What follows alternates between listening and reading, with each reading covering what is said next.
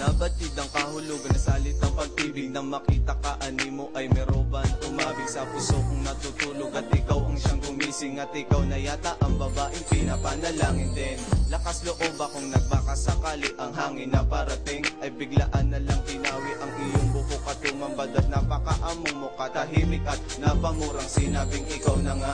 Tinanong ang iyong pangalan na merong halong kaba, kasabay ng iyong numero nang matawagan kita. Salina na lang itutuloy ang mga ibang katanungan, pagkat ayokong kausapin ka sa daanan ng lantaran. Ilang araw pa lumipas, tayo naging magkaibigan, kasama ka buong araw pati na sa aming tambayan. Kahit alalay ko ang papel, bas katabi kita, di alintana ang pagod, nais kong pagsilbihan ka. At habang tumatagal, ako ay lalong nahuhulog. Ang pagtibok ng puso bumilis at paraban sa sabog. Nais kong ipagtapat sa'yo aking nadarama, di ko na kaya't sisigaw sa kanilang mahal kita.